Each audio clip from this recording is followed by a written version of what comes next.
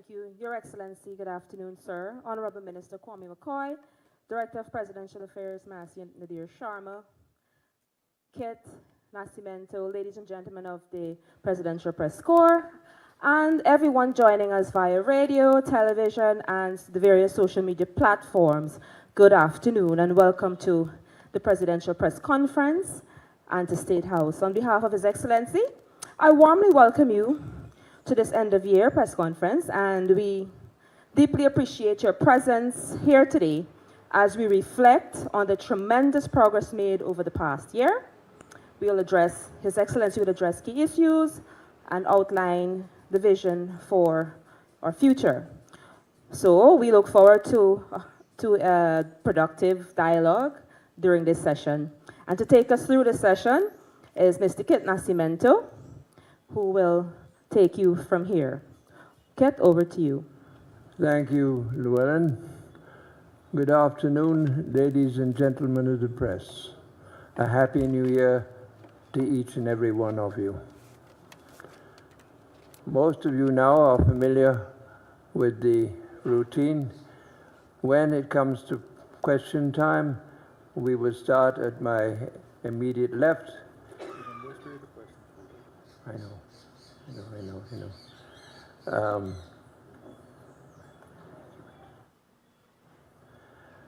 We start at my immediate left, and then we will pass the mic on down. You will be given one question, one follow-up, and we will continue so that we get the maximum number of questions in the available period of time. We'll try and get the press conference done within 1 hour, subject to the President's final decision on that. I will now hand over to His Excellency, the President. Thank you very much, Kit. First of all, let me wish all the members of the media fulfilling 2025 as we exit 2024. We exit 2024 with a stronger resolve in building a country that continues to be sustainable, resilient, vibrant, and one that will fulfill the aspirations of every Guyanese, and one in which prosperity will be built in every home. We're going to change things up a bit here this afternoon, so please, questions.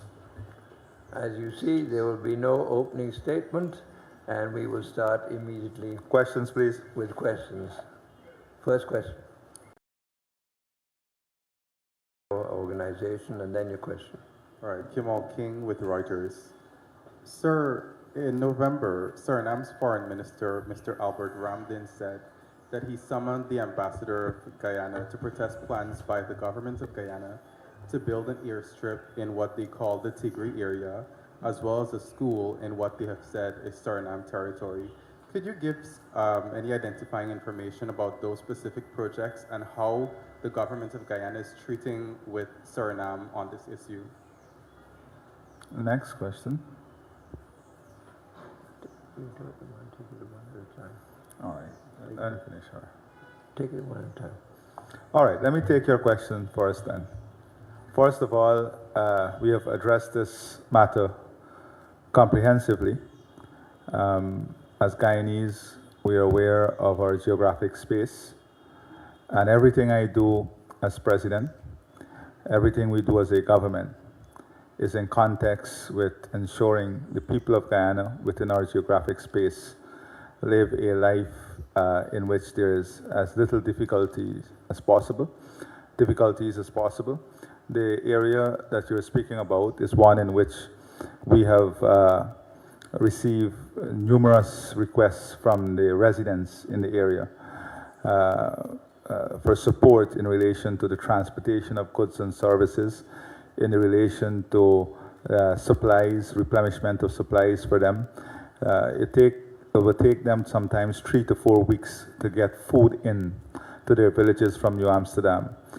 This, of course, cannot be feasible, and from a humanitarian perspective, all our investment in this area is not from a military perspective, it's from a humanitarian perspective, ensuring that the citizens and communities there are served efficiently with what is required for everyday life, that they have food supplies, they have fuel supplies, and all other supplies that is essential for their existence. So all our investment there is from a humanitarian perspective, is from a people's perspective, and is from a perspective of bringing ease to the plight of people. And that is what my government is about. It's about investing in policies and programs, investing in projects and infrastructure that bring ease to people, that give people a higher standard of living, and that give people a better shot at life. That is the only concern I have and this government has. Thank you. Rogers, do you have a follow-up? Thank you, Mr. President. I just wanted to know, what have the discussions with the Suriname government been on them protesting Guyana's plans? I explained to you that we said what we said publicly is what we said privately. That is, there is no militarization. There is investment to support the needs of people, to support humanitarian efforts, and to support the existence of people. May we have the next question, please? Good afternoon, sir. Davina Baggett with Kaitor News. Mr. President, on the management of the oil sector, can you say why your government is still refusing to renegotiate the Stabroek Block contract to secure greater benefits for Guyana when multiple provisions have already been altered under your presidency? First of all, I don't know what is new to this subject that would enable you to understand our position. Respectfully, we have answered this question 1,000 times for yourself, your good self, and Kaicho News. But of course, you have consistently walked away from the answer. So I'm going to say once again in great clarity that when we went to the elections, we went with a clear manifesto and a clear vision. And we said very clearly that we understand it's a bad deal. This bad deal was made by the APNU AFC government. What we committed to was to respect the sanctity of contract, and that's international law that has implications for us as a country. Other investors are looking on. But what we said is that future PSAs would not have these fatal flaws, and future PSAs would not have the type of one lopsided arrangement that Exxon had. And we have made those adjustments to PSAs, future PSAs. We have made that public. We had consultations on that PSA, and that is what will govern the sector going forward. Of course, we have to also understand the market in which we're operating. They ensure that whatever we do from a policy perspective does not drive away investment, but that it strikes the balance where you can have investment whilst at the same time have the greatest benefit coming to the Guyanese people and our country. Now, you said to renegotiate for greater benefit. I think that you also are aware of the tremendous benefit that the resources that we're getting, not only from oil and gas, but from the expanded economy, is bringing to our country. You would realize by now that we were able to restore the Because We Care grant that was taken away by the last APNU AFC government. That will go to $50,000 per child. We are giving every single child textbook in their schools. We're building a world-class healthcare system. We're building an education system in which secondary education will be available to all our children. We're having a safer society, investing in safety and security. So when you say greater benefit, if you look at, and I'll go through the stats for you if you like, and I would, at the end of the press conference, go through some of the stats to show you how greater benefit is already coming to the Guyanese people, how the life of every single Guyanese is improving. And you would know, if you can tell me with a very straight face, that even your own life is not improving, that you're not driving on better roads, that you're not saving time going to Region 3, that you're, imagine if we didn't have the crane bypass road, that you're not going to benefit from the new 4-lane bridge that is going to cross the Demra River, that will be free of cost if you're not benefiting from the $100,000 investment that we're making in every Guyanese above 18 years. I don't know if you have children, but if you may have nieces or nephews or persons who are benefiting from the $50,000 Because We Care grant.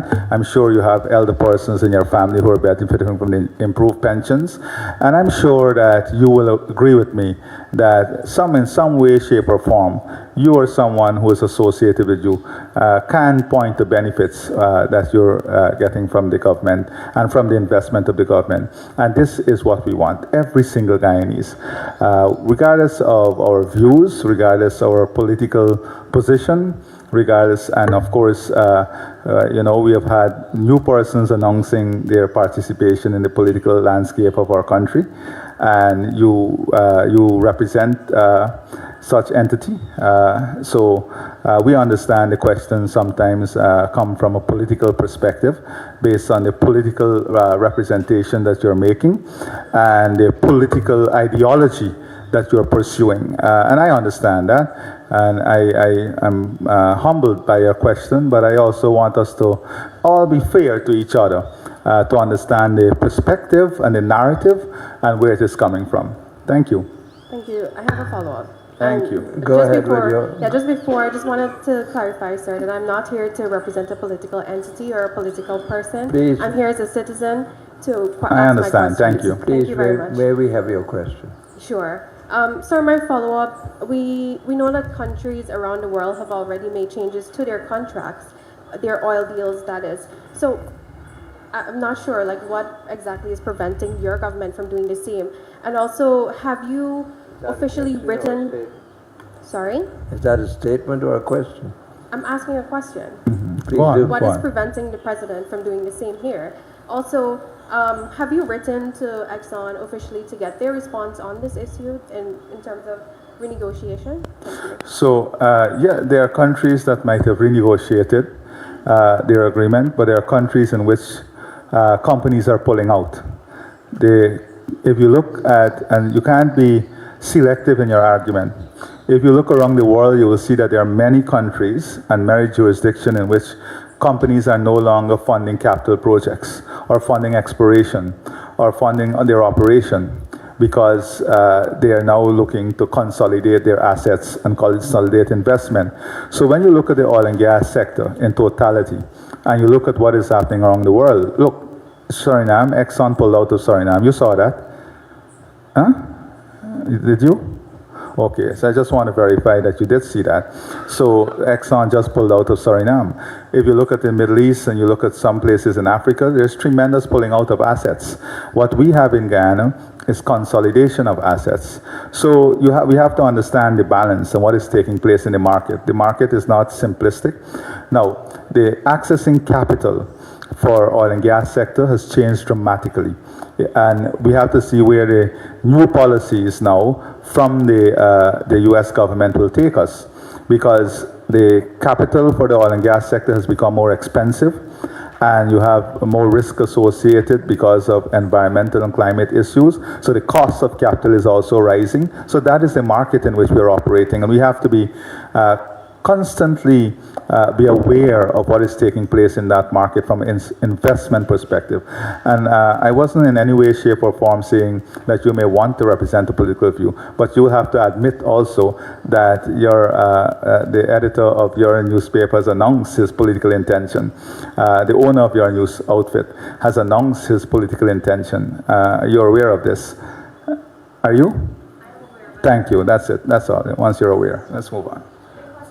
Can we move on to the next? Okay. Oh, yeah, official. No, we don't need an official response. We have made our position very clear that future PSAs, and we have stuck to that, and existing the PSAs, the sanctity of contract, we respect that. You know this. We have discussed this many times before.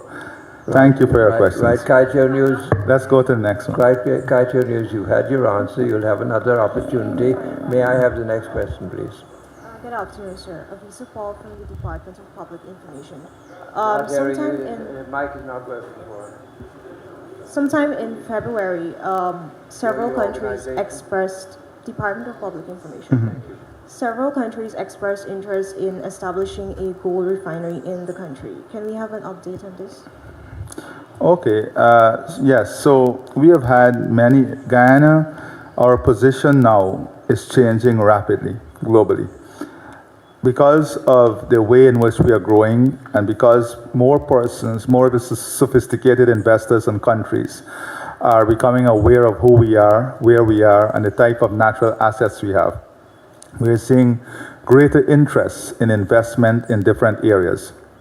We have had some interest and proposals in establishing the establishment of a refinery, and I know the Ministry of Natural Resources is looking at some of those, but we have not gone past the examination of this yet. We have not made a decision we know that we would love to have a gold refinery here. With that investment would sit well with our country. It fits into the natural growth of the sector and the natural advancement of our country. But we have not made a concrete decision yet on which refinery or who is going to invest. DPI, do you have another question? Next question. Naomi Paris for the Guyana Chronicle. 2025 is earmarked as an election year. Could you say what would be your government's strategy in terms of development? That's a very interesting question. Our strategy in terms of development would not change as a result of elections. Our strategy and philosophy in relation to Guyana is about the people. It has always been about the people. Never driven by elections, never driven by power, never driven by the desire of power. What we see is winning elections and forming of a government as a tool through which we can advance the welfare of people, through which we can develop our country, through which we can give the Guyanese people the best shot at life, through which we can build prosperity for every single household. So our strategy would not change. From day one, as president and as a government, you saw where I was. I was with the people, on the ground, in every single community, listening to them. That's important. Listening to the community leaders, listening to the community, listening to our private sector, listening to the manufacturing sector, and building blocks of development. Building from the community, creating individual wealth, community wealth, national wealth, country wealth. So nothing has to change. We just have to stay connected to the people, stay to the task of building every community, stay to the task of improving the lives of every Guyanese. We have already delivered completely on all the promises we made in the manifesto. Every single commitment we made in our manifesto, we have been able to deliver. And that is what the people elected us on. That is what the people elected us for, to fulfill what we said we will fulfill. We have fulfilled it, and we've gone through bonus now. So I am very confident. We don't run the government on an election timetable. We run the government on a people's timetable. And once we continue to have the people as the center of the focus, elections will take care of itself. And of course, we're going to win the elections with a huge majority. Chronicle, would you like another question? Yes, please. Also on the topic of election, have you received any advice from GCOM on when we could see that happening? Also, have they made any special requests for financial support? Well, of course, in election year, I expect GCOM would need more resources, and that will be taken care through the budgetary process. The budget will take care of all the resources or additional resources as required for the elections, and we have made it very clear that whatever resources is required for the elections, it will be made available. What we want is the continuation of democracies, transparent election, free and fair elections, and I'm sure GCOM is already in the process of ensuring that all its processes and is in place so to have the elections, and I'm sure they'll be ready for the elections, and we as a government, we are of course very, very much ready. May we have the next question, please? Okay, thank you. Good afternoon, Mr. President. Trina Williams from the Guyana Chronicle. Could you provide a brief assessment of your government's efforts to unite Guyana even in the face of detractors of development who are trying to foster divisiveness in the society, especially with elections, especially as we head into elections? A lot of people are focusing on elections already. We are far away from the elections. But let me say, our agenda has always been about unifying the people from day one. I said that we want to build a Guyana in which our motto, one people, one nation, one destiny, would be realized fully as one Guyana, under the umbrella of one Guyana. All our investment, if you look at our investment, is in every single community. Look at the transformation that is taking place in terms of the physical infrastructure. When we give out textbooks, it's for every child across the country. Because we care grant is for every single child. The $100,000 grant is for every single Guyanese above 18 years old. The old age pension, when we increase that, is for every single Guyanese. The investment, and if you look at the number of businesses that is growing out of communities that one would want to term opposition stronghold. There's nothing like opposition stronghold anymore. We are working in every single community for every single Guyanese, and we're going to see the results. We're going to see the results. We are working. So I would say that the investment decision-making process of the government involves translating benefit to every single Guyanese, regardless of political affiliation, regardless of where you're from, community, regardless of wherever you're from. Our investment is in people, every single Guyanese. The scholarships, the more than 30,000 scholarships, the free education for University of Guyana, universal secondary education, training to ensure that all our teachers will be trained teachers and then trained graduates. The more than 6,000 nurses that we are training. All of these represent all of Guyana. It does not represent any fragmented segment of our society, and that is what we are building. Opportunity and investment that would make the life of every Guyanese better and different. Do you have another question? I have a follow-up to what the President just said.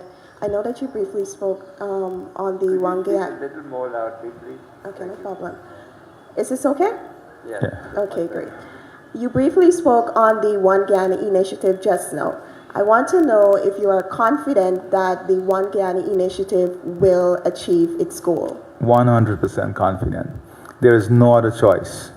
We have no other choice but to ensure that one Guyana, in which all our people are united and purposefully brought together. We have no other choice but to ensure it's successful. There are detractors.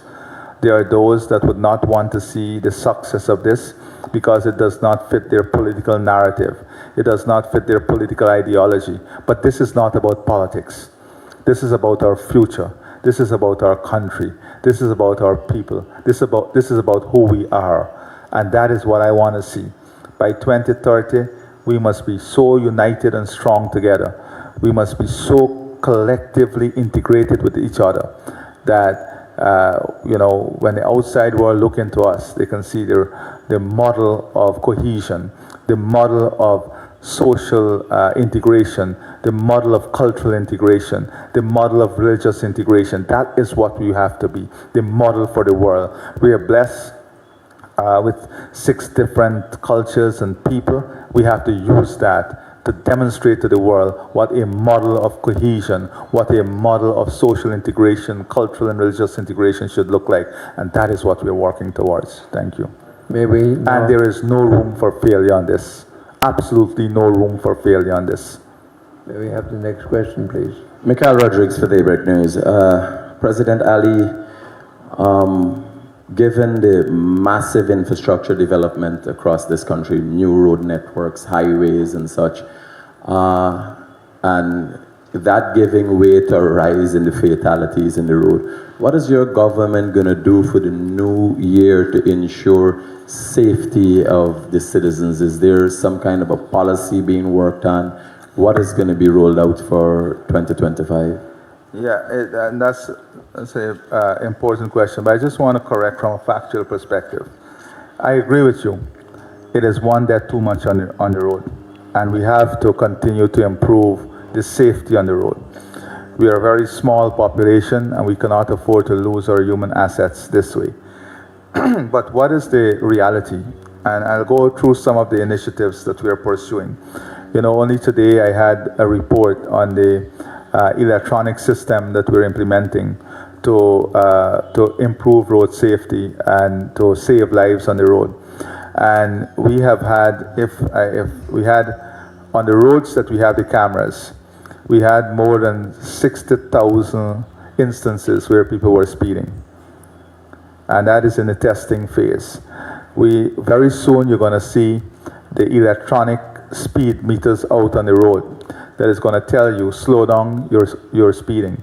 So we have these proactive measures to help drivers also. We have the electronic system that would improve transparency, improve accountability, and create a more speedy way through which persons will be held accountable for their actions. But if you look at the figures that is before us now, and I want to, sometimes we overlook the great work of the Guyana Police Force, and I want to give credit to the Guyana Police Force and the traffic chief and his ranks for some of the accomplishments that we made in 2024 in relation to road safety. So if you look at fatal accidents, we had, well, I hope that we keep the road safe until 12 tonight. As I speak to you now, I'm advised that in fatal accidents, we have a decrease of 20% from last year. In deaths, a decrease of 24% from last year. Serious accidents, a decrease by 2%. Minor accidents, a decrease by 3%.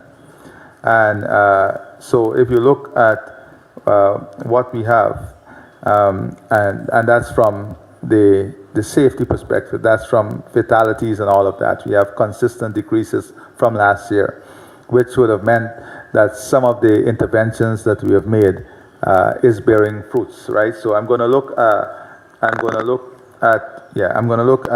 that, the interventions in a few seconds. But if you look also at enforcement, we had an increase of 37% in terms of cases made. That is cases that were made and taken to the court, an increase of 37%. So you see there also that we had greater policing work that led to more cases being made. Outside of that, if you look at speeding tickets, and I want to go through everything that they've given me here. Speeding tickets issued 42,748. As I said, the electronic system I just mentioned is going through its testing phase. 42,748 speeding tickets. If you look at summons executed in 2023, just about 10,003 summons were executed.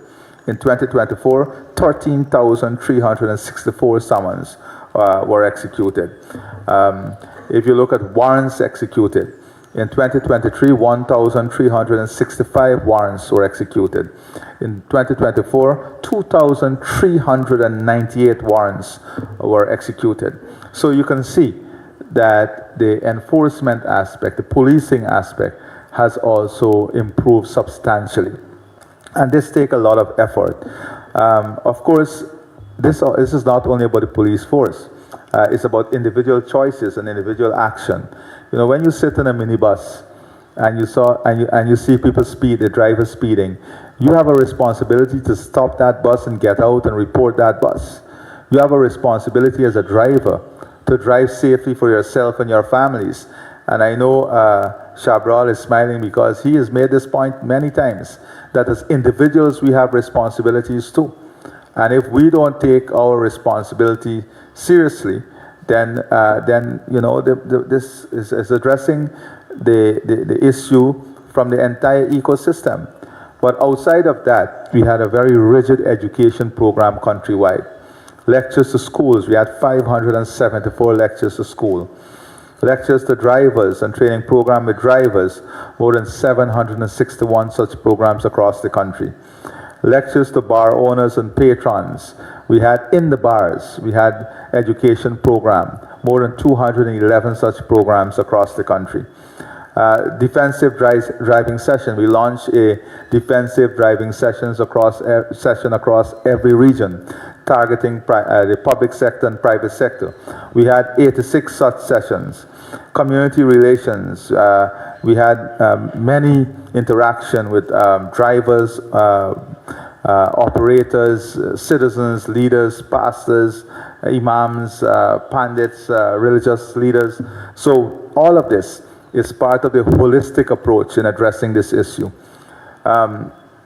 So if you look at the reduction in fatal deaths and reduction in all levels of or intensity of accidents, you will see that there are a number of interventions that we can point to.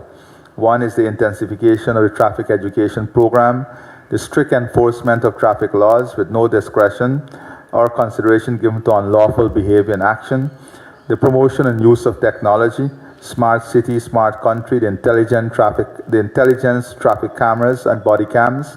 You know, we've invested also in body cams to be utilized by the traffic officers. Improve road infrastructure to include traffic calming measures and traffic light signals at all intersections. That is something we are working on.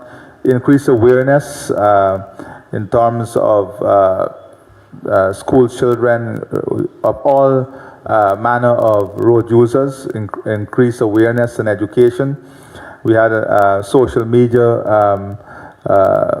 education program and presence, the suspension of driver's license, the introduction of the electronic-based theoretical examination for prospective drivers, which gives faster feedback for students.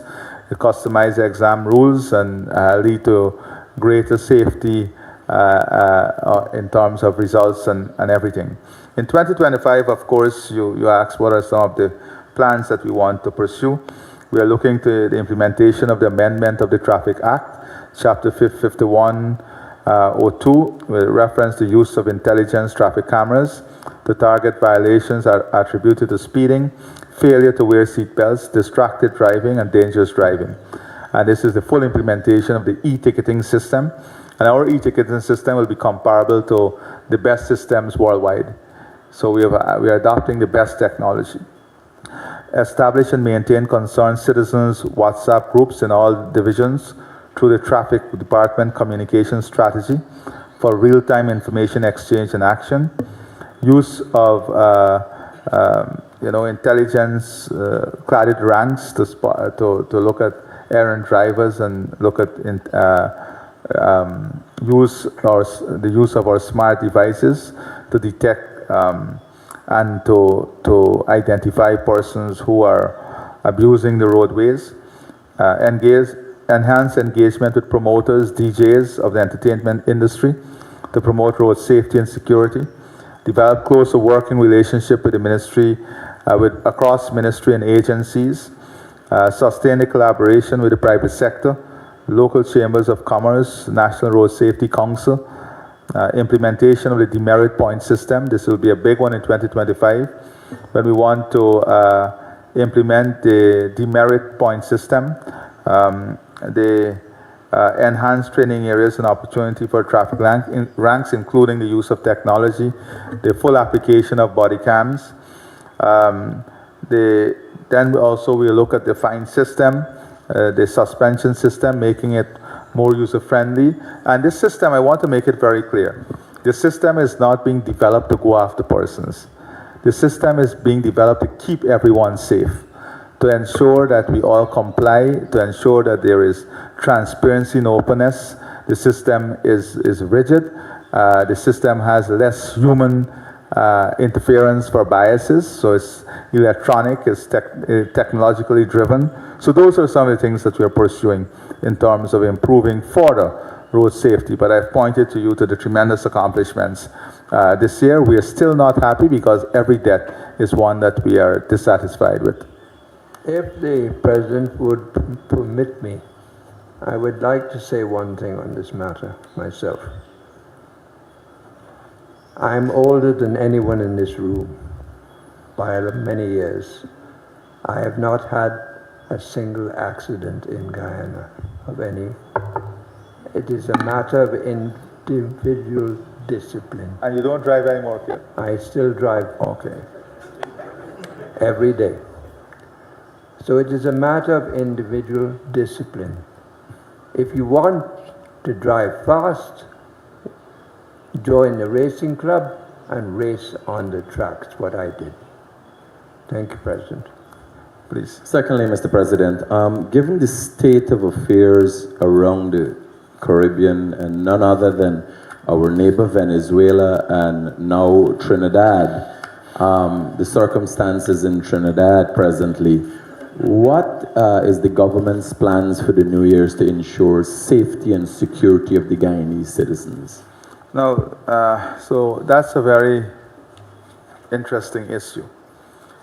And I saw some newscasts across the region addressing this issue in the last 24 hours. Because as criminals feel pressured in their territory, they look for new territory. That is how the criminal entity operate. So as there is push factor, and so they look for new territory when they feel threatened in their existing territory.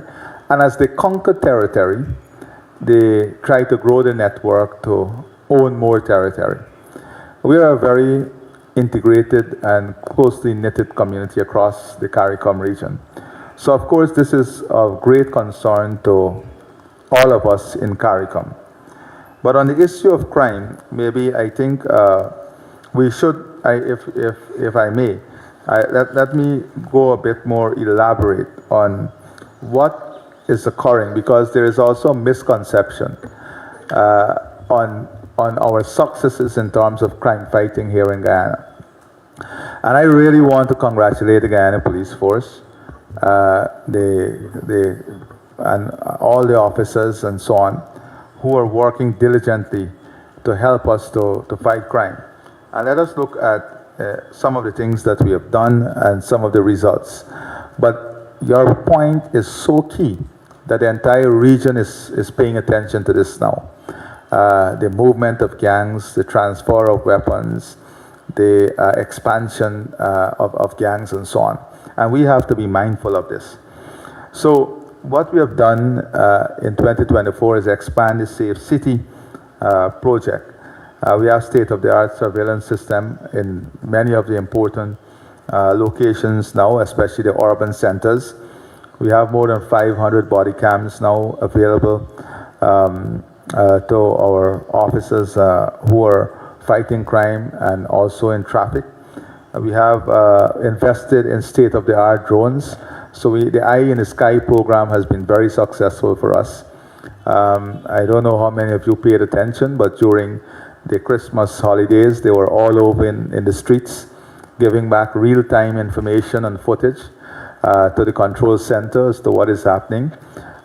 We also launched a new program where we have the Citizens Watch, where we have connected the surveillance CCTV cameras to big screens outside Stabroek, for example, in key areas, so that everybody can be looking at the screen and seeing what is happening in the streets and what is happening, and identify potential threats. So that also has brought tremendous results. We're also modernizing our fleet. As you know, we have 19 advanced marine vessels now, that is fast boats, that is operating along our riverways. So our reaction time, you know the congestion on the road. So our reaction time along the Demerara River going all the way to the East Bank, East Coast has improved dramatically. And we are now building landing pods across the coastline, so that part of our crime fighting strategy will include these 19 advanced marine vessels that are fully equipped, and will have landing pods now to help in terms of chase and advancing our work. We have had numerous training programs with our regional and international partners for all levels of our ranks, and this also have brought tremendous results. And if you look at some of the results that I'm talking about, the crime rate reduced by 13.6% for the year 2024 when compared to 2023. 13.6%. Now listen to some of these stats, and I hope my friend from Kaichor would give me some headlines on these, because this is important also for investment confidence. Over a 10-year period, serious crime reports were the lowest in the current year. In the last 10 years, serious crime reports were the lowest in the current year. Over the last 10 years, the lowest number of murders were recorded this year. Over the last 10 years, the lowest number of murders were recorded this year. Over the last 10 years, the lowest number of all categories of robberies were recorded this year. Over the last 10 years, the lowest number of all categories of robberies were recorded this year. Over a 10-year period, break and enter and larceny reports were the lowest in the year 2024. Go back that one more time for you too. Over a 10-year period, break and enter and larceny reports were at the lowest in the year 2024. Over a 10-year period, we had the highest seizure of illegal firearms recorded this year. In the last 10 years, the highest seizure of illegal firearms was recorded. We had the most prosecution and charges for persons with trafficking of drugs. That tells you that our men and women in uniform are proactively working. They don't get these kudos in the news every day, but this is the results of hard work, investment that we are making for public safety and security that we promise, the policies that we are pursuing, and good men and women who still reside in the Guyana Police Force that are helping us to have these results. Now, a very important stat, and Kit would understand how important this is, and Shabral maybe, because they have been following these stories a long time. Our clear-up rate for murder, for the year 2024 amounted to 71%. That's no ordinary accomplishment. Our clear-up rate for murders for the year 2024 accounted to 71%. What that means is that more people who are committing these acts are being caught, charged, and prosecuted. And that is because of the investment we have made in technology, the safe command centers, and the surveillance system that we have put in place. Now, that does not say that we don't have risk. There's tremendous risk, especially with what is happening across the region. So what we're doing now is that we're beefing up our immigration system, so that will help us on who's entering. So it's not human-based anymore. It is going to have the technology and digitization in terms of the electronic gates, and so when people are coming in, we know who are coming in. We also are going to continue to advance these technology that we're investing in, from safe city to safe country now.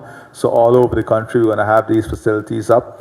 We're going to have more of the public imaging and more of the education program, and more of the soft approach, more of the community policing approach, where we have not community policing from a hard policing perspective, but having the police and leaders in the community working together and developing community plan, involving persons in community work, and the investment we are making at the community level in recreational facilities, in parks, in giving opportunities to people. The job creation opportunities that are all over the place now are also helping in this process.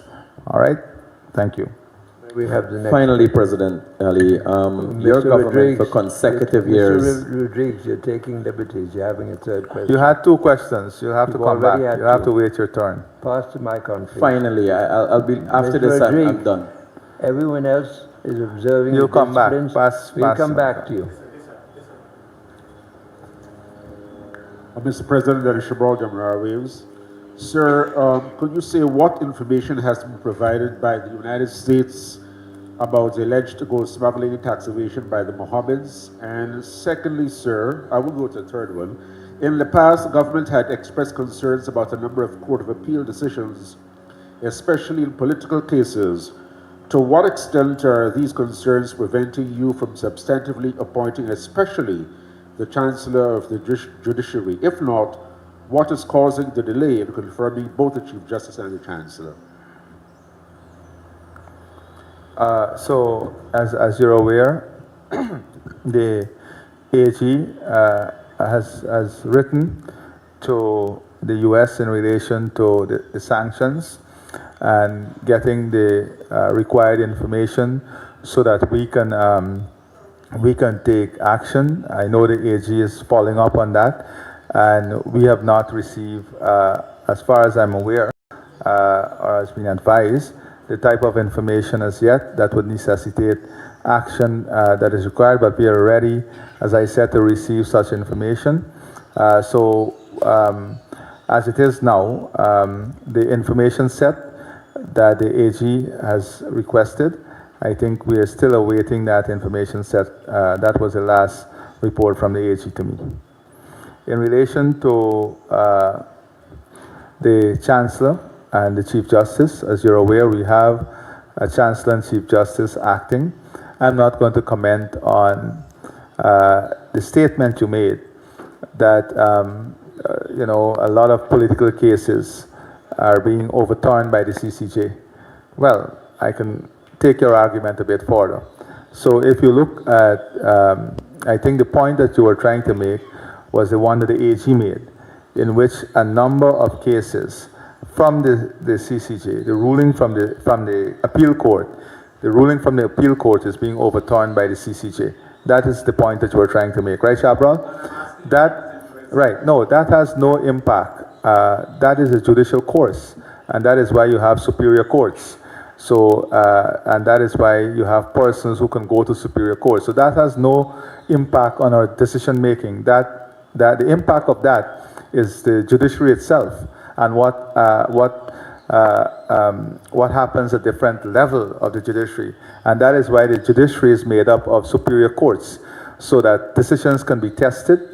And you will see that the decisions that went to the CCJ were tested, and the CCJ would have given its ruling based on those decisions. Similarly, you had decisions from the High Court that were tested, and you saw the CCJ aligning itself with the type of decisions that came out of the High Court. You had decisions from the High Court that were also that was also overruled at the appeals court. So that is how the judiciary works. That has no impact on us or the government appointing a chancellor or a chief justice. However, that tells also that the judiciary itself has to examine those decisions and the quality of decisions to ensure that the judiciary is always held in high esteem, and to look at maybe the reasons why you may be having a high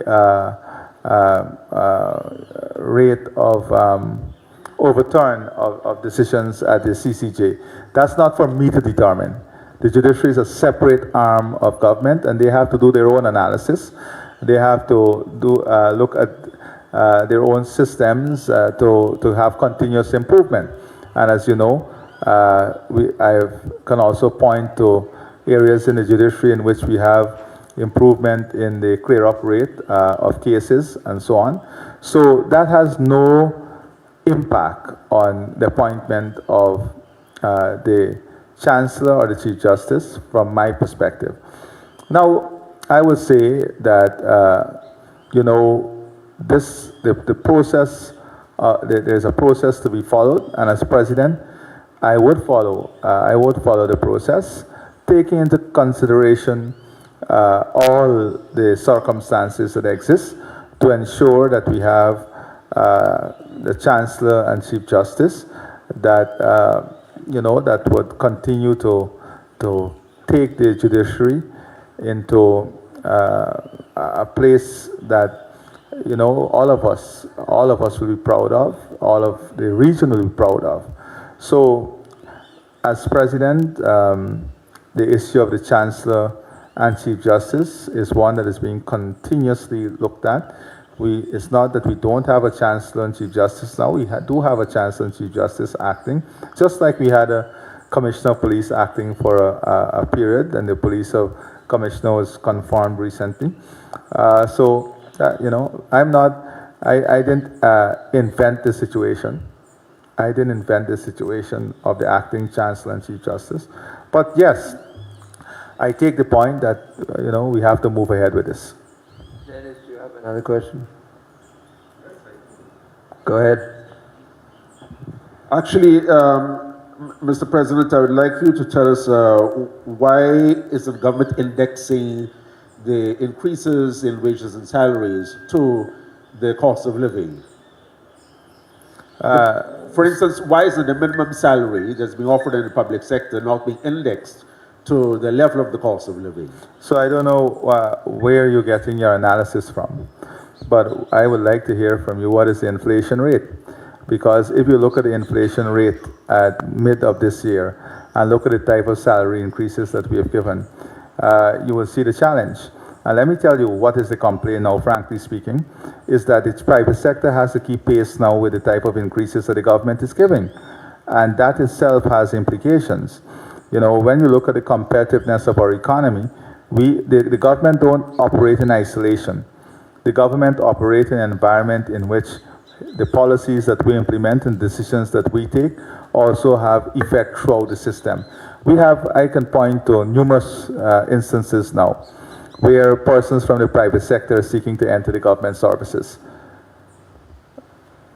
Many persons, whether it's the banking sector, they are seeking, maybe save and except from the mid-management to executive management, you have many instances now where the salaries in the public sector is so competitive that persons are coming over or seeking to come over to government service. Now, let's talk about the cost of living a bit that you're speaking about. Because, you know, you also have to give credit to the government. When you look, let me find this information I have here. When you look at what we have done to put money in people's pocket, to expand disposable income, to minimize the impact of price transfer, to minimize the impact of global shocks on our economy.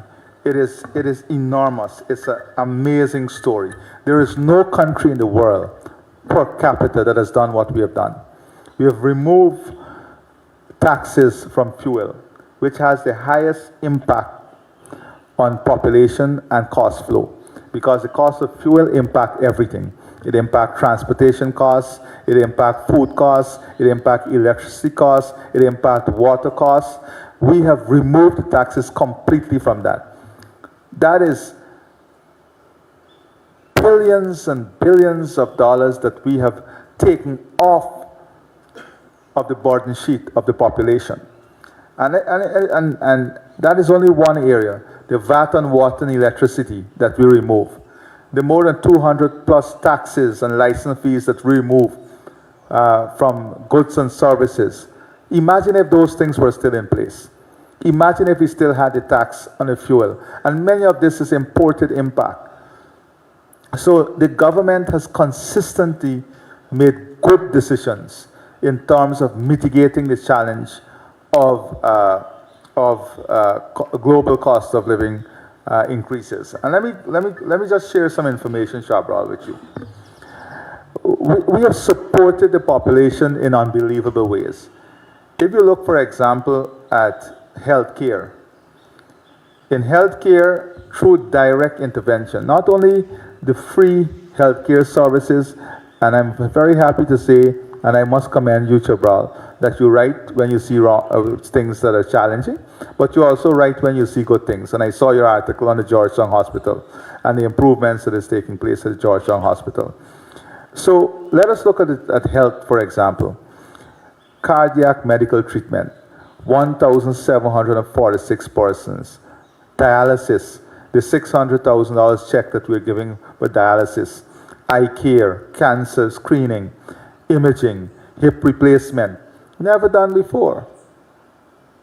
Prosthetics, IVF, medical procedures, the free spectacles, cervical cancer. When you look at these investments that we have made for the Guyanese people, it has benefited more than 150,000 persons across Guyana, directly.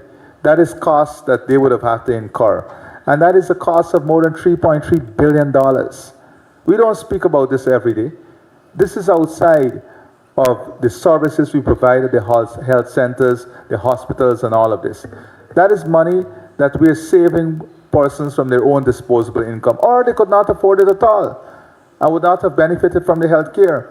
If you look at the Ministry of Agriculture and the type of support we give, whether it's to our fisher folk, the flood relief, the fertilizer grant, intervention on El Nino, the agri-input to help food production and increase food production in the hinterland and other areas. When you look at the severance we give to the guys, school workers in 2021, the cash grants and so on. I'm not even calling the cash grants that we invest in the public servants and the COVID cash grant. In agriculture alone, more than 210,000 persons benefited from interventions from the government. More than $11.7 billion. Ordinary persons. More than $11.7 billion. Look at the Ministry of Education, the Because We Care grant. More than 201,000 children across the country are benefiting from this. The school feeding program, more than 126,000 children. More than 179,000 children benefiting from the textbook program. The National School Grant Program. All of this in education alone, what we're giving and supporting our children is more than $48 billion. And look at sports, community sport facility, the Ministry of Human Services, the cash grant, the permanent disability grant, the empowerment grant, the medical assistance. We now put every single person on the permanent register. More than 19,000 persons. More than 27,000 persons now on the register of persons living with disabilities, all of whom we are supporting. Just announced a 35,000 grant to go to those persons. The business grant, all of this, that's from the Ministry of Human Services, another $6.5 billion. Look at the Ministry of Tourism, Industry and Commerce, the small business grant, the disability loan, the green tech grants, the training, the sponsorship from the Ministry of Tourism, the support for our different industry. That's another $2.5 billion.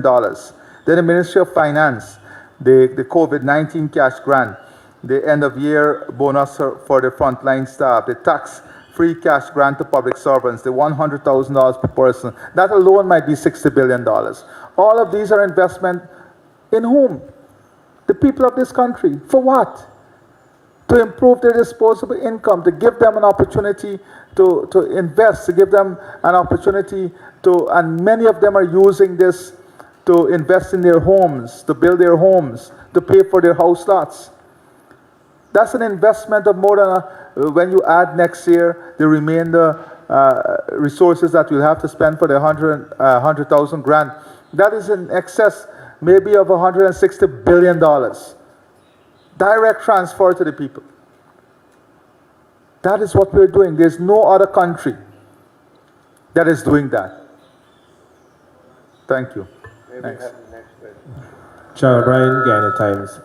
Pivoting to energy, what are your expectations and what should be the expectations of the populace when it comes to GPL in the new year? And once the gas to energy project comes on stream, what are your government's immediate and long-term projections for Guyana's economy? And I had a follow-up on one of my colleagues' question. One of my colleagues had asked about... Let's take it one at a time. We can come to the follow-up in a minute.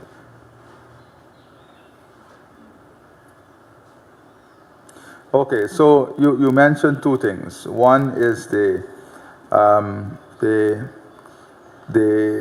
GPL.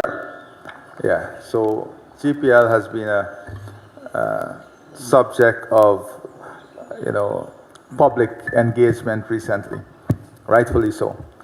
Now, let us look at, and I have made it very clear that GPL, the management will be held accountable.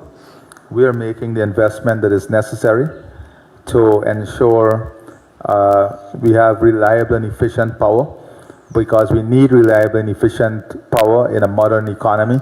We need reliable and efficient power to ensure that the type of industries we want to invest in are supported with infrastructure that is necessary to help them to invest here. And we also need cheaper power, and those are the things we're addressing. So let me give you the update because we know the story. The generation availability increase now as I speak to you has increased from 207 megawatts to 267 megawatts following the commissioning of the second power ship on December 23rd.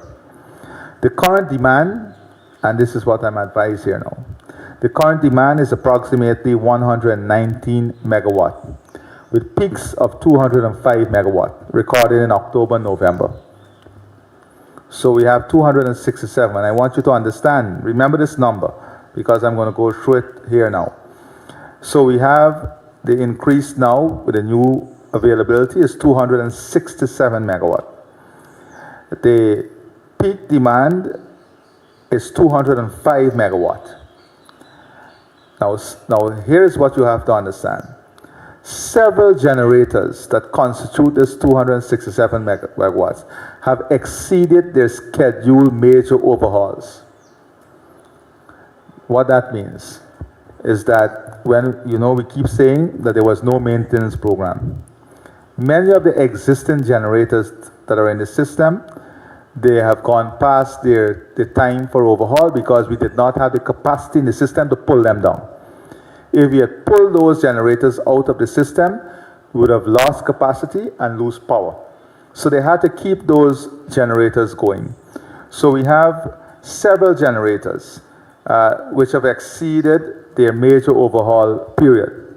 And they're all operating at reduced capacity to meet demand. Frankly speaking, they can go down anytime because they're all past their maintenance period and so on. So that is why this excess capacity has to be understood. The current generator availability requires a spinning reserve of 27 megawatts.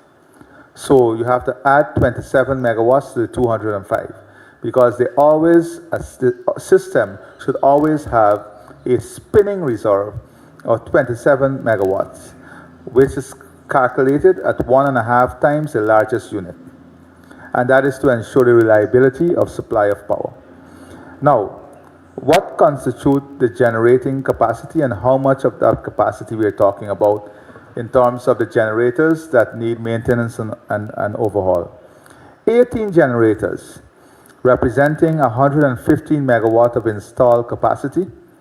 18 generators representing 115 megawatt of installed capacity require maintenance since the second half of 2024. So you have 150 megawatts of power coming from generators that had to be maintained since the second half of 2024, rescheduled because of the situation we were facing. These generators are operating below capacity, posing high risk for failure. So we have to slowly take these generators out now because we have this capacity now, so we can have them maintained and placed back into the system. So really you don't have much room because as you take out, you have to add on. So we have to take out, so when you add on, the spinning reserve that is required. And understand that you have to now use this period, and that was part of the plan, use this period to have all your generators with deferred maintenance maintained and back in the schedule now. From this 267 megawatt presently available, 115 megawatt require urgent maintenance, which will have to be staggered in 2025 in such a way to avoid shortfall in generation availability. Now, what occurred since the second ship came in? So I want us to be very factual, and I am advised by GPL as of this morning that since we have added the new ship, there were 8 outages, resulting in 10.13 hours of inconvenience. These were the dates and the reasons. On the 23rd of December, there was a damaged transformer at Bush Lot. The damaged transformer at Bush Lot feeding Judicial, the team replaced that transformer and repowered the customer there.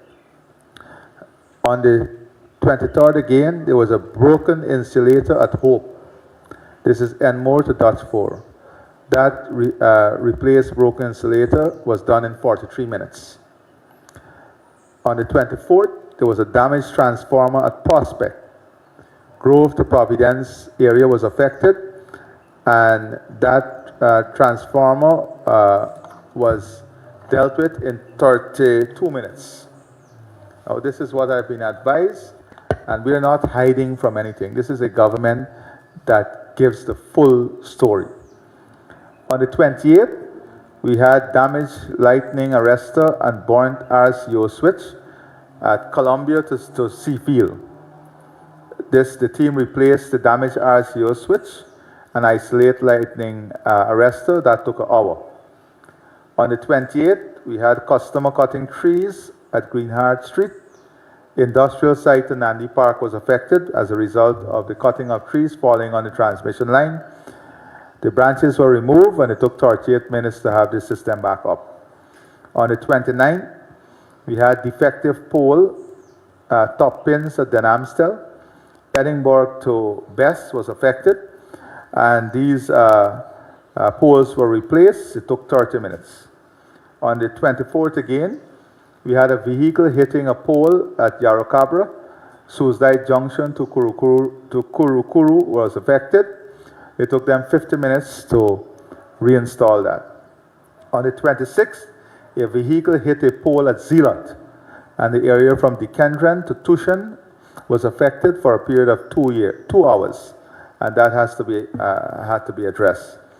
Now, the other big issue that we have at GPL that we must address is the transmission and distribution.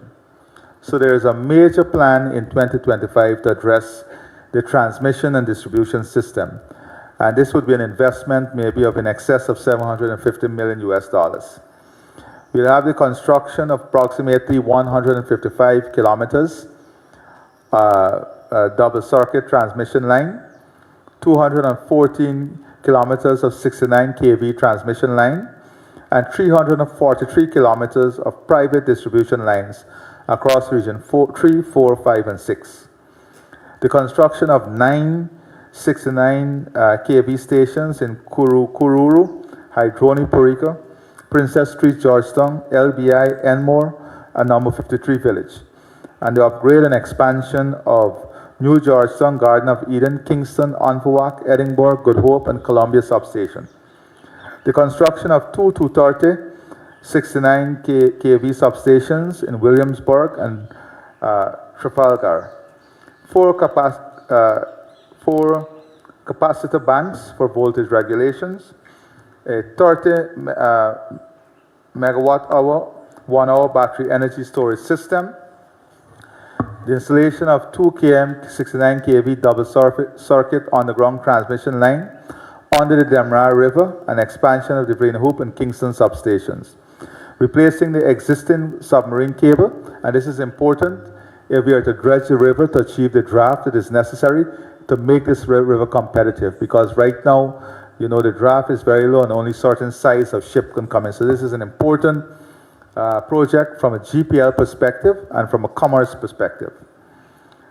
So, I mean, I can go on with the plans for 2025, but these are some of the plans that we have for 2025. Of course, a very important consideration in 2025 is the customer savings as a result of the proposed reduction of the 50% tariff. Now, through the commitment of the government of Guyana, in 2025, some point in 2025, the 50% reduction in tariff will take effect.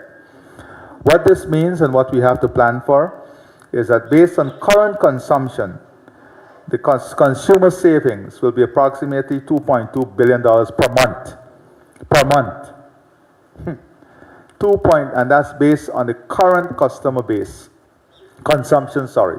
The current consumption. The monthly, when that is implemented, the monthly savings to consumer would be $2.2 billion. That is $2.2 billion back in the pockets of Guyanese every single month. With a reduction in price, GPL also expect new customers will be coming on the grid. And in their projection, the savings as a result of the new customer And the existing consumption will be $3.3 billion per month. $3.3 billion per month of savings. The gross customer consumption is projected to increase by approximately 44% per month. That is a projection of increase in terms of consumption. Now in 2024, a total of 124 megawatts of new generation was added to the grid. In 2024, approximately 1,000 new households in 17 previously unserved areas became first-time beneficiaries of electricity. So these are some of the additional accomplishments in 2024 that we have been able to achieve. So the story was not all bad. There's a lot of bright spots, and yes, there are challenges, and I've held the management accountable, and we'll continue to hold them accountable. As I said, action will be taken, but we have to understand what they inherited and what we're doing moving forward. Thank you. Do you have a follow-up?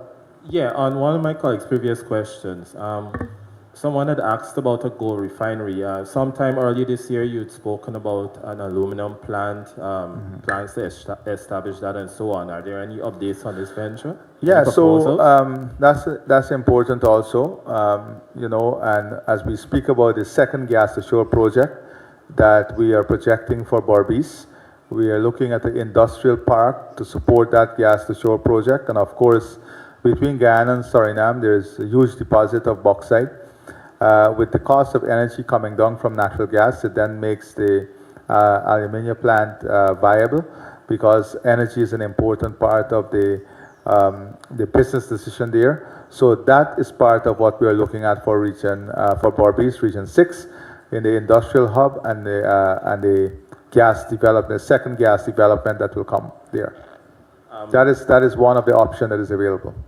And what financing options are being looked at? We have not reached there as yet.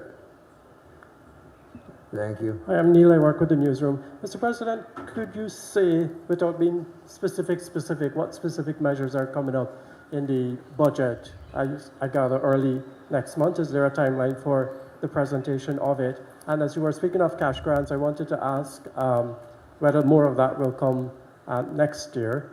And looking ahead to next month and perhaps the following months, are there any new systems that will be put in place for the distribution of the cash grants? Because you would agree it hasn't gone too well, in some cases, even chaotic. And in some cases, designed so from persons who are spreading mischief. For example, today, we had no ad for persons to turn up in New Amsterdam. Someone posted on social media, turn up to New Amsterdam for a grant. So we have a lot of mischief in the system, and we know who are the mischief makers. We know who are pushing it, and we know what their intentions are to do exactly what you have concluded in your head. That is chaotic. We advertised yesterday, for example, that we will distribute at the NIS offices over a period of a number of days, not one day. We ask people not to be in a rush.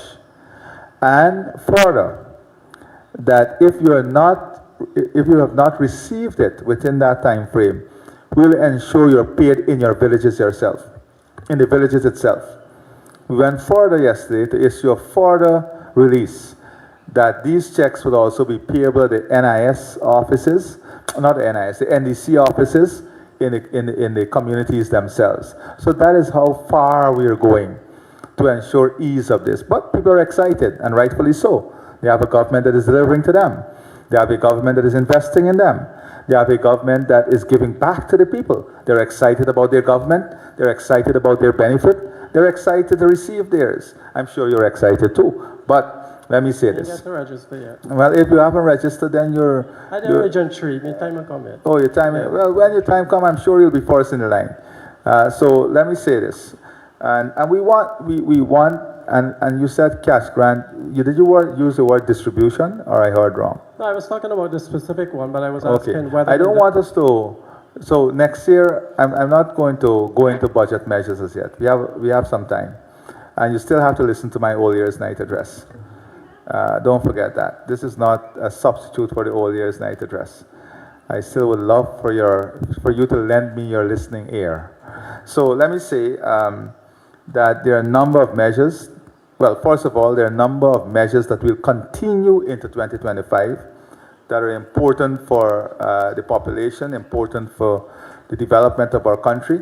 And of course, there will be new measures, some very exciting new measures to stimulate wealth, build prosperity, improve disposable income, and advance the development trajectory of our country. And sir, could I ask you a second question then? Previously, you had said that the government was examining different country models for the importation of workers given the shortage. I'm asking in the context of the fact that next year, the many regional hospitals will come on stream. How will you staff them? And what is where are you now with that model for the importation of workers? So I know the Ministry of Health is addressing this issue because you raised that specifically. So I'll give this one example. Is addressing this issue in many ways. One is that we have the rapid training program that is going on with healthcare personnel, nurses, doctors, the building out of new nursing schools, the diversification of the training institutions across the different regions. And then also, we're in discussion with different service providers, manpower providers, to see how we can meet that demand and that need. Because, for example, the hospital in Dekendren, which is close to your area, will require maybe close to 700 to 900 persons on shift system manning that facility. We already have a shortage in West End Hospital. And to complement that, we have a new West End Hospital that will be constructed. So you can imagine what will happen. And this is replicated in all the regions, including the Hilldland region. So there's a clear strategy on what the medium-term intervention will be in terms of getting the skill set that is required. We are very aware that much of that will need to be imported at some point. We'll have to have that period of bridging the gap, but we have no other choice, and that is being examined fully. Next question, please. Next question. Are you next in line? Yes, sir. The person in front of you is not in line. And next, there? None of you? Okay, go ahead. Thank you. Good afternoon, Mr. President, Liron Brummel, NCN. Belatedly happy anniversary to you and the First Lady. Quick question from my end. Are you satisfied with your government's efforts to market Guyana on the international stage?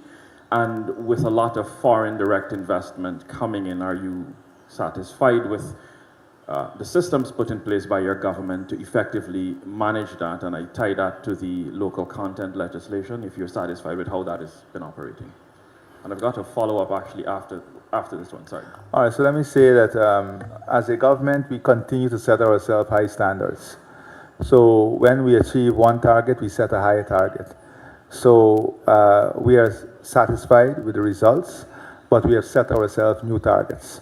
That is why we have said in the local content legislation that there will be a period for review. That review is ongoing right now to see what new services can be added, how we can increase the targets in existing services. And as you're aware, the local private sector has invested heavily in expanding their own scale of operation, in expanding and diversifying their base of services that they can provide. So that will be taken into consideration. For a matter of fact, the insurance companies are addressing us right now to see how we can have a higher target or a target for insurance services as part of the local content legislation. So that's an ongoing process, and that's a consequence of success. And that is why we built that mechanism in place, where there will be an annual review to add, because we expected, with the type of policies that we are pursuing, the local private sector to invest and to grow. And we have seen, and I want to compliment the local private sector for the manner in which they are growing and expanding themselves to take maximum benefit out of this. The FDI, I mean, I don't think that there is a country or a major investor that is unaware of Guyana now. And that speaks for itself. So, you know, I've been invited as keynote speaker to every single significant event I have not attended all because there is no time, but I can tell you that on my desk, there is invitation for every key major international event as a keynote speaker. And that tells you something, that people want to hear from Guyana. They want to hear our views, that we're being talked about, that we're in a different place. Am I satisfied? I will be satisfied when we build a prosperity in every single home, and when our people all are under the One Guyana umbrella and enjoying the fruits of thy labor. And by 2030, you will see the difference.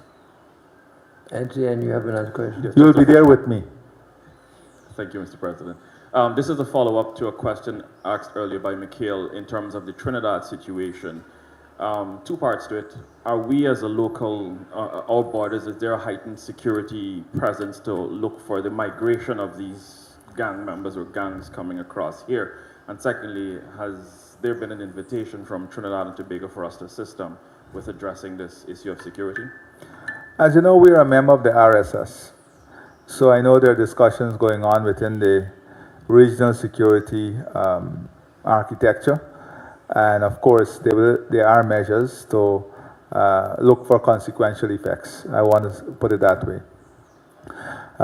So yes, the security architecture of Guyana met yesterday, and there were discussions examining some of the possible threats and ensuring that our systems are rigid enough to avoid such threats, but working also with regional partners to ensure that our collective system, protect our population. Thank you. Mr. President, we've been going now for approximately an hour and 20 minutes. And I did not give an opening statement. That is correct. Reuters, do you want to ask another question? Would you give Reuters, please? Shabral, I did not give an opening statement. Thank you, Mr. President. But I will give a closing statement. Yes. Yes, you mentioned phase 2 of the gas to energy project and some part of it being intended for Berbice. Could you say what exactly is earmarked for Berbice with respect to that project? So there are many options on the table. We have to see, first of all, and we're examining all the data and all the possibilities. So as I said, there can be the possibility of the industrial hub. If there is an industrial hub, there will be need for more power to power that industrial hub. There is a possibility of the bauxite, and at some point we'll have to have a very pointed discussion with Suriname on how we combine our gas resources to make it more efficient and to build a very scalable sector. And that will allow us now to look at the bauxite from both Guyana and Suriname to see how we can add value to that. Agro-processing, the deepwater port is mightily connected to that, because anything we do would require ease of transport and logistics, ease of shipping.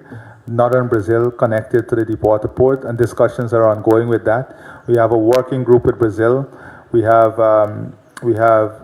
2 different platforms through which we're examining this.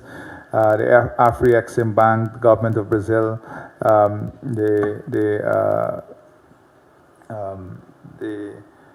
investors out of the US, they're all looking at different aspects of this from the UAE and the Middle East also. So we are very sure and very confident, even if it requires government support, we are very sure and very confident that that we will move to the deepwater port and we will have the infrastructure to support this, of which the gas and the value that comes out of gas will be an integral part. I can only allow one question. Next question. I'd just like to clarify something on the same matter. Go ahead. So what I wanted to clarify is that the infrastructure necessary for that project, the additional power plant and NGL separation plant, that's not what's earmarked for Berbice. No, I didn't say that. I'm saying that that is also part of what we're examining, because you will have to have power. And of course, if gas comes, And that is, all of that is part of what we're examining. It can be the modular approach, and then you bring in for the separation. So all of that is why it's connected to northern Brazil. The possibilities with LNG, the possibilities with all the opportunities that would come in the separation. Continues, one question. But we're hoping, just to help you and the viewers, we're hoping that by the energy conference, that there will be at least a plan with the various options that will be, shared and looked at. So we are working towards that, having the plan with the various options by the energy conference. Thank you. I have a follow-up question to one of my colleagues' questions that was asked earlier, and then I'll go with my substantive question. No, you have one question. You have one question. Decide if it's the one that you received. It can be the follow-up if you want. I'll go with the follow-up to my colleague's question. Okay, good. Sir, given that the U.S. has not been forthcoming with the evidence or the information that was requested by your government, will you consider lifting those local restrictions that was implied on the Mohammeds? I've never said that the U.S. is not forthcoming. I've never said that. Since you've not received that information. No, I have never said that the U.S. is not forthcoming. I've said that a request was made by the AG, and the AG is awaiting that information. Chabral asks whether we have received that information. I have said, based on my last advice from the AG, we are not in receipt of that information as yet. Right, so you have your answer, DPI. This is a follow-up question to my colleagues on the cash grant distribution. Yeah. Do you think going forward there would be better measures in place to disburse the cash grant in terms of public sector to go into their bank accounts or so forth? Yes, it's definitely. We always work towards improving the system. You have to also agree that we had to get the data. Then everybody started. You can't transfer anything to anybody account if you don't have the data. So in this exercise, we had to get the data, everyone above 18 years old. That was a tedious exercise. And listen, I want to really compliment the public servants and the staff, the volunteers who are out there. Because they're the ones who are facing the crowds and doing the work. And I really want to compliment them and to thank them for the service that they're doing. This is no easy task. We are doing this in record time. Easily we could have rolled this out in a year. We could have said, let's take our time and roll it out in a year. But we want the benefit to go as fast as possible to people. And I want to thank them for the work they're doing. But yes, of course, once the baseline data is there, the system will become easier. And as you're aware, we are moving towards an electronic platform for everything. So that will assist us, definitely. Chronicle, go ahead. So back in November, CARICOM's chair, PM Mitchell, had said that the high cost of a suitable vessel had set back plans for the regional ferry. Could you provide an update on that? Yeah, so we are still working on the regional ferry. We are still working on having some of the barriers removed. But the regional ferry is a priority, and we are hoping that a substantive report will be available by the time we get to Barbados in February. Next question. Mr. President, you spoke extensively on advancing Guyana's development trajectory. With that said, we have a lot of ongoing major infrastructural projects with very close deadlines. Are you confident that these projects will be finished in time? And what are your advice to the contractors?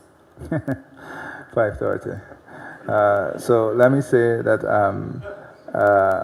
I, like you, would want to see all of these projects completed on time. And I'm going to do every single thing that I can, and I'm holding our technical staff accountable to ensure that all these projects are completed on time. Where there is need for liquidated damages will be charged. But we're going to be on top of this. You're going to see me more in the fields, as if you're not seeing me enough. If you think you've seen me enough, wait until you see 1st of January start. You are going to see me and the entire team pushing because we have to get these projects completed. I'm going to ensure my friend from Kaichor accompany us on some of these major transformative projects because I want you to write on them too and to tell the story about how they're changing lives, right? It's very important. So yes, you're going to see us working aggressively on the ground. I have concerns, yes, like you. We want to see all the projects completed within the time frame because they're essential in the transformative development of our country. You know, we want to launch before the next CARICOM heads meeting the digital Guyana Digital School that will be available for all of CARICOM. Students from the entire CARICOM can register on that school. So there's a lot of plans and a lot of things that must be completed. And I said I don't want to preempt some of what I'll say tonight too. So at 12, you listen to me tonight. You will you? Yes? Thank you. You're so kind. Mr. Rodriguez. President Ali, your government has outdone itself consecutive years as it relates to the budget. Can we expect to see a bigger budget than last year? And how does Gaisuku and its projections play into that budget? All right. So you can expect tremendous continued investment in the people of our country. You can expect a better future for the people of our country as a result of those investments. On Gaisuku, am I satisfied? No, I'm not satisfied. So let me say, in 2024, there were a number of challenges that we had to overcome. The negative impact of the drought condition, which was for a period of 9 months. This led to a reduction in the normal growth rate of the cane, smaller, thinner canes due to the reduction in stalk length, increase in fiber content with less juice and lower sucrose content, a decreased nutrient uptake, which resulted in poor plant health, and of course, we had some atrocious management in the fields with late application of fertilizer. And you know, I've said very clearly that we're not going to accept that. We had late arrival of equipment for the mechanization of the fields. As you know, we are working now on the mechanization of field, but with all of those challenges, we still have some successes. We had about 40% of Gaisuku cultivation is now currently converted to fully mechanized operation, 40%. Now fully mechanized, you have to understand where we are coming from. We fixed the fields that became forests under the 5 years of the APNU AFC. Now we have to fix the factories. The factories were left abandoned, no maintenance, no investment. It's just a consequence of bad decisions by the last government. But we have to face it. We're not complaining. We have to own it. And we have to make it different, make it better. We have to make it work now. We have the employment from August 20, 2024, a 14% increase in unemployment. When you look at what this means, it's more than $16 billion into the communities and regions. And as we move forward in 2025, I've read the Riot Act. They know what I expect of them from 2025. And from the forest crop, there will be an assessment. And if there's not massive improvement in the forest crop, then there will be consequences. The second part of your question was? Oh, I addressed that. I addressed the budget. There will be more investment in the people of our country, yes. Yes, thank you. Mr. President, will government be seeking compensation or refund or damages for all of the now not working generators that were sourced, the containerized generators? All the what? The containerized generators. The Warsilla? I think these were through a Pan Energy. So I've said very, very clearly, Cabinet has said to GPL that in terms of Warsilla and Apan Energy, or whatever we paid for, once it was not supplied or was not delivered, that action must be taken, and I think the AG has already commenced. It's not only the supply, but those that were not working. Yeah, well, all of that, whatever was not working, all the issues surrounding Warsilla and Apan is being dealt by the AG. Performance, every single thing. Okay. And quickly, Mr. President, what's being done to prevent the award of government contracts, especially for billion-dollar infrastructural projects, inexperienced contractors? Shabral, that's an important question. And it's more than inexperienced contractors. You have so many new contractors entering the system. And they have a machine and everything. They tend to process right now is that once you're qualified and you have the machinery and equipment, most of the times you go to the lowest tender. Most of the times you go to the lowest tenders. And because of the quantum of work, I'm hearing you. I'm not disputing you. And because of the quantum of work that is out there now, you have a capacity constraint. Capacity constraint among contractor, among equipment, and among labor. And the skills. And as Kit can tell you from the private sector. Every time I meet with the private sector now, that's the complaint. We can't find workers. We can't find skilled personnel. We can't find operators. We can't find engineers. This is what we're faced with, right?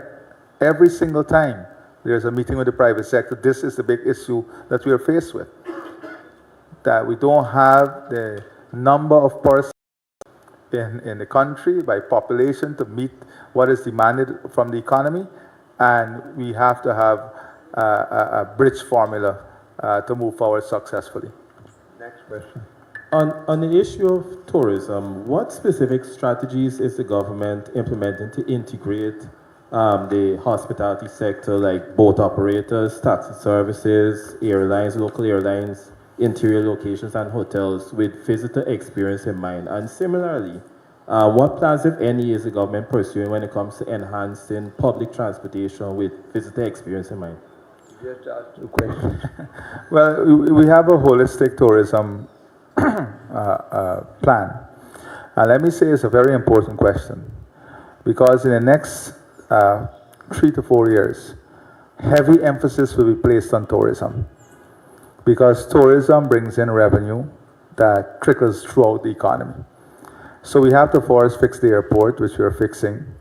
We already have to look at the Terminal 2 now, because those who travel would know the madness that takes place there when you have 2 or 3 flights. We have to fix make it easier for the transport of people. I've told the Commissioner of Police by the end of January, I want that immigration form that we have to fill out to be online, so you can fill it out before you go on the plane, or you can fill it out while you're waiting for your flight to the airport. So we want that. That is why the digitization is so important. At both airports. Of course, when I speak about airport here, I'm speaking about Ogle and all of port of entry. Then we have a marketing plan that we're pursuing that would look at our niche opportunities. We're looking at major investors in the nature-based product and eco-product, the best in the world, to come and establish a footprint here. So they will take us to new markets. Then all the hotels that are coming on stream, we have to ensure that we have the people coming in to fill those hotels. Already we're seeing the dividends as a result of the investment in tourism. We have more people coming in. That is why we have to build a lot of facilities, sports tourism an integral part. The car racing, for example, we have to make that a major event, horse racing, the cricket, football. So all of these things that we're investing in that sometimes people make sly remarks about. The entertainment that we have to invest in, building an entertainment industry. These are all key things. These are all key things to make Guyana attractive, to bring in people, to make us a destination. These are all key things. So when you make those sly remarks, know that you're affecting the future. Before I go further though, I want to ask if there were any journalists here who felt offended in anything I said or the way I answered any question during the course of this press conference. Because I'm astonished that when people leave this press conference, I see these letters circulating. If there is any, please raise your hand now, so we can deal with it, and I can tell you sorry. Is there anyone who felt offended? Oh, I'm happy. Yes, please continue. Not up to now, anyway. Yes. Because I'm shocked as you, Kip. Yes. The question about public transportation. Yeah, that's part of it. The whole strategy is to build public transportation into it. sorry. We are working now, for example, with the King's Foundation on not only the what we call the heritage and culture. We'll divide Georgetown in different nodes. So this will take me an hour. And I like the subject because it's urban planning. So we're dividing Georgetown in different nodes. And we're connecting those nodes to make Georgetown a walking experience. So you'll have a node that focuses on culture and heritage, one that focuses on green Guyana, one that, with riding lane, walking lane, one that focuses on our political identity, buildings and architecture, arts and craft, the waterfront. So we're building out all of these nodes to interconnect, to make what you call the urban walking trail that supports tourism, the capital tourism, capital city tourism. And transportation, integration of transportation is a key part of that. The Essequibo Island tours, that is also a key part of it. Kit will tell you very quietly, the local aviation sector is innovating in major way. They're investing in new aircraft, they're investing in new assets, they're expanding their asset base. All of that is in response to the policies and programs that we're pursuing that is expanding opportunities and create lengthening airstrips throughout the country. So all of this integrates into that plan, all right? As you're on that, Mr. President. I asked you a question just now. No, he hadn't come. Oh, okay. As you were on that tourism bit, are you talking to the airlines in Guyana, which charge exorbitant amounts, at least in my view? I traveled to the Rupununi recently. That same amount I can go to Miami with. Have you been talking with them about that, bearing in mind that the fuel costs did not go You up? can't experience what you experience in our hinterland, the beauty, the untouched beauty, the unspoiled nature. I'd like to experience it at a reasonable price. The beautiful mountain ranges, the savannas, the eco-lodge, the freshness. Don't compare, you're not comparing similar product. But let me say this, that yes, we are talking to the local aviation sector to find ways in which we can continue. We remove VAT, you remember, from travel. And it's not only from a tourism perspective, it's from servicing the communities, the hinterland communities. So that's an important part of what we're doing. My question, sir, you spoke about your manifesto promises being fulfilled. I don't want to drag you to 5:30 p.m., but are there any new and big infrastructure projects that you see? Yeah, you listen tonight. I will expand on this a bit more tonight. Are you going to talk about definite funding for the Mabura to Lethem portion of that road? Those are projects that we have in the pipeline, as you know. I said we have a working group with Brazil. We're examining different options. Bechtel, for example, is looking at some options also. So we're examining different options that will come on the table. If I can quickly stitch in, the quarrying contracts that you awarded, have those been making the what? A difference? The contracts for new quarries, have those been making a difference? All right, so that's let me see. I have some information on that I'll share with you now. Now, you know, when we came into office, we had a major problem with quarry and the stone, availability of stone. For a matter of fact, we had a situation where the price of stone was nearing 15,000 Guyana dollars per ton. And we had to address that, the cost of that stone price. And so we had to fill the gaps for us by allowing importation, and then we granted a number of licenses and investment incentive for existing operators to expand their production. And maybe I should give you holistic approaches to what is taking place. Bauxite, for example, this year has seen a 136% increase in production, from 523,732 tons to 1,234,000 tons. 136% increase in bauxite. And who benefit the most? Region 10, the people of Region 10. We have supported the investment. They lost jobs under APNU. Close to 700 jobs. My friend, you're not taking notes. You're not going to write this part. Thank you. I want you to take notes for these two, you know. So we lost, during the period of APNO AFC, we lost hundreds of jobs in Linden. Look at what we have done. Expanded bauxite by 136%. Who cares about the people? This government. Stone. We have increased stone production from 2023 to this year by 59%. We're going to exceed 3 million tons, or go close to 3 million tons by the end of this year. 59% increase. Sand production. And this is coming from a base in 2023 that is already an increase of hundreds of percent from 2019 and 2020. So sand increased from 2023 to 2024, 27%. Loom, 68% increase. So as of a few hours before I came to the press conference, they told me gold has exceeded the last year production. I don't have the final numbers on that, but of course the sectors will be doing their own press conference also. Now, sand and stone production is projected to reach 16 million tons.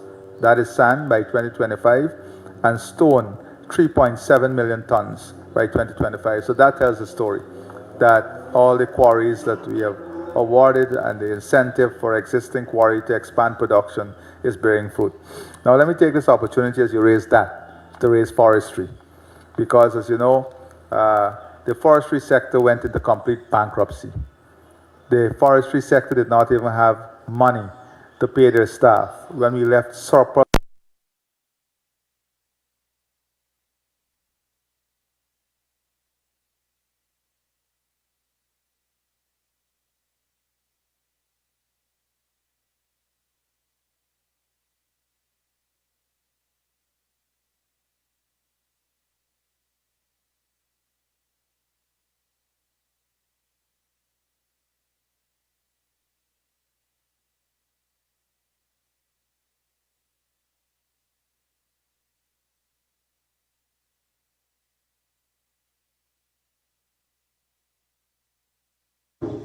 more than 2023. So if you look at 2019, for example, the production was less than 370,000 cubic meter. This is expected to further grow in 2025 to 500,000 cubic meter. The export is estimated at around $27 million US. The sector now employs, from being bankrupt when he came into office, the sector now employs close to 25,000 persons directly and indirectly. This has increased from 15,000 over the last 3 years. During the period 2015 to 2019, the sector almost came to complete halt with more than 15,000 jobs lost. So I can go through with you the specifics of the sector if you so wish. Okay, so I will save you that. But I have the specifics of the sector also. Is there any more questions? Any further questions on this side of the room? Who was left out? All right, so let me just close up now. I'd just like to say this. Yeah, this press conference has gone to just under 2 hours. Approximately 50 questions have been asked. I must thank the President for comprehensively answering every question that the media has put to you. Thank you, Mr. President. I answered so many questions that my bottom popped. Let me also advise you a bit on some important issues you did not ask. An update on the gas to energy project. Now, significant progress has been made on the GTE in 2024. The 250 kilometers pipeline is substantially completed by Exxon within the budgeted costs. The 300 megawatt combined cycle power plant and NGL facility has advanced, with most of the equipment for the project already manufactured and either delivered to Guyana or ready for delivery. The 4 Siemens gas turbines have been delivered to Guyana. The US Exim has approved the $526 million loan funding to to the government of Guyana for this project. These funds are expected to be fully disbursed in 2025. Notwithstanding all of these successes, the project is still behind schedule, and we are, as you know, there are some issues that we're dealing with. The transmission lines and substations has made significant progress. On these, the transmission lines and substations are expected to be completed in the first half of 2025. KPIL expertise has already assisted in expediting construction of a new 69 kV transmission line to connect the second power ship moored in Georgetown. A new GPL control center building with modern equipment is expected to be commissioned in 2025. As a result of savings from switching from HFO to gas, the projected savings, the government of course will be lowering electricity costs by 50%. Given the rapid level of economic growth, phase 2 of the GTE has been launched, with construction expected to start in 2025. The project will be next to the existing project site at Wales. The Exxon pipeline already built will increase gas delivery from 50 MCFD to 125 MCFD, a 150% increase in supply to reach full capacity of the pipeline. The additional gas will expand electricity supply and be used in downstream industry. One option is that of the fertilizer plant to support our local agriculture system. 2025 will also see the launch of the NGL industry, where Guyana will move from being a net importer of cooking gas to being a net exporter of cooking gas in the region. That is a brief I think you will be interested in. There is just one more brief I want to give you on Guyana Water Inc. So, as you know, 2024 has been a very successful year for GWI in terms of expanded infrastructure. The population with access to potable water now stands at 98.3%. Hinterland and Riverine community, which has seen access increase from 46% in 2020 to 91% at the end of 2024. We have the construction of 7 new large water treatment plants. 6 out of the 7 plants are being tested and will be fully operational by the end of January 2025. These will provide over 134,000 residents with access to treated water. We have the upgrade and expansion of 12 water treatment plants. 4 of the upgrades are completed, and by mid-February 2025, all upgrades will be completed, and this will provide more than 34,000 persons with improved quality of water, that is treated water. In addition, 15 small inline treatment plants to provide treated water supply to more than 70,000 residents in small communities across the coastline are ongoing. 2 of the 15 plants are already being installed. All are expected to be completed before the first half of 2025. Overall, more than 250,000 residents will benefit from access to treated water and improved water supply. More than 126 new wells have been drilled, and as you know, many of our wells are old wells, so you need to drill these new wells now. So more than 126 new wells were drilled. 70 new wells are projected to be completed